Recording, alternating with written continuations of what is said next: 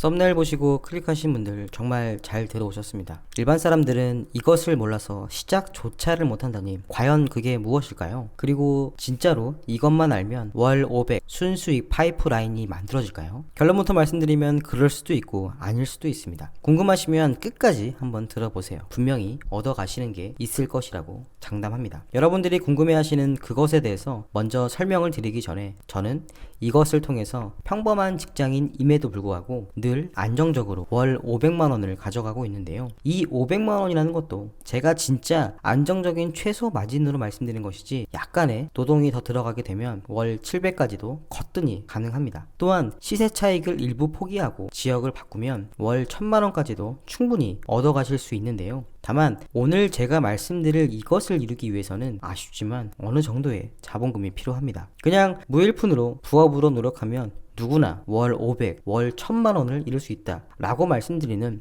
그런 판타지 같은 영상은 아니니까 실망하셨다면 여기서 영상을 끄시면 되시고, 그래도 난 좀 더 보겠다 라고 하시는 분들은 끝까지 한번 들어주세요. 또한 이 투자 자본금은 사람에 따라서 적게는 1억에서 많게는 3억, 진짜 많게는 5억 정도까지 필요로 합니다. 당연한 얘기지만 자본금이 적을수록 내 노동력이 많이 들어가고요, 자본금이 많을수록 내 노동력은 적게 들어가면서 시세 차이까지 노릴 수 있는 충분한 가능성이 있습니다. 자, 제가 말씀드릴 이것이라는 것은 우선 고시원 사업이고요. 이 고시원 사업도 남들 따라서 적당히 그냥 하다가는 돈을 다 날릴 정도의 큰 실패가 될 수 있습니다. 더군다나 요즘 같은 불경기에는 옛날과는 다르게 망하는 곳이 우후죽순 많이 생겨나고 있는데요. 저희는 주변 70개 고시원들 중에서 탑 클래스에 가까운 인기를 거의 2년 동안 꾸준히 유지 중에 있는데, 저희 주변에는 최근에 생겨난 고시원을 포함해서 그동안 인기를 누렸던 고시원과 원룸들까지 좌르르 무너지고 있는 게 요즘 고시원 사업의 현실입니다. 그렇기 때문에 적당히 준비하고 마는 게 아니라 철저한 조사와 분석, 그리고 실천력이 필요합니다. 우선 이 영상을 보시기 전에 제가 이전에 만들었던 이 영상을 보시고 오시는 것을 적극 추천해 드리는데요. 왜냐하면 초기 시작할 때 어디서부터 뭐를 어떻게 해야 할지 감이 잘 안 잡히시는 분들한테는 정말 많은 도움이 되기 때문입니다. 거의 1년 전에 만든 영상이지만 지금과 기본 메커니즘은 같기 때문에 더더욱 추천해 드리고요. 그리고 제가 별도 유료 사이트에서 고시원 차별화 강의를 만들었었는데 그 중에서 중요 핵심 내용만 일부 편집해서 유튜브에 공개하기로 했습니다. 이번 편은 이전에 다른 영상에 이어서 두 번째 샘플 영상인데 총 4편 정도 만들 예정이니 궁금하신 분들은 구독과 알림 설정을 해 놓으시면 더 많은 알짜 정보를 받아보실 수 있습니다. 자, 그러면 어서 빨리 시작하도록 하겠습니다.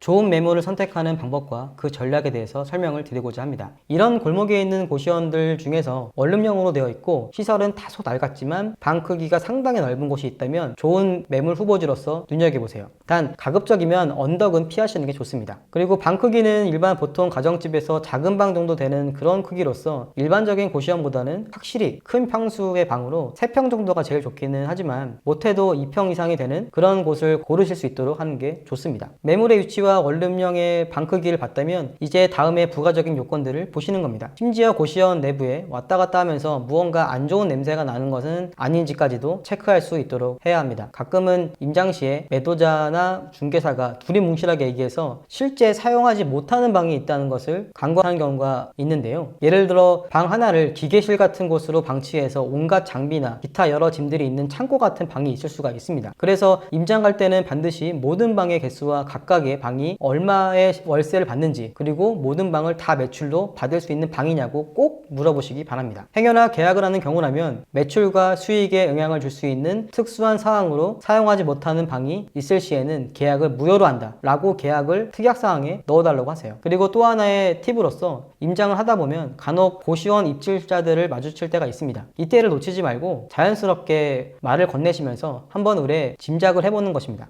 안녕하세요, 고시원 방을 알아보려고 하고 있는데 혹시 여기 생활하시면서 불편하신 사항은 없으세요? 라거나 하는 등으로 자연스럽게 말을 걸어보는 것인데요. 고시원 매물을 양도하려는 사람과 중개사는 온갖 좋은 얘기만 하려고 하기 때문에 여기에 실제로 사는 사람들의 현실 보이스가 어쩌면 제일 좋은 조언으로 와닿을 수 있습니다. 다만 이분이 말씀하시는 거는 단순 참고만 할 뿐이지 모든 것을 다 기대서 생각하지는 않으시기를 바라겠습니다. 왜냐하면 만약 여러분들이 물어보시는 그 분이 성향이 매우 독특해서 전혀 참고가 안 안 될 확률도 있기 때문입니다. 그리고 또 하나의 꿀팁을 말씀드리자면 어느 한 지역을 선정하게 되면 그 지역 주변의 트렌드나 대세를 확인하기 위해서 주변의 다른 고시원의 조사와 분석이 필요합니다. 왜냐하면 해당 지역의 트렌드에 따라서 지원해야 할 부분과 굳이 안 해도 될 서비스를 파악하기 위함입니다. 그런 분석이 다 끝난 다음에 차별화 전략으로 가셔야 할 텐데요. 예를 들어 서울의 웬만한 지역들은 김치나 라면을 제공하는 게 일반적인데 지방의 어떤 지역은 김치나 라면을 제공하지 않는 게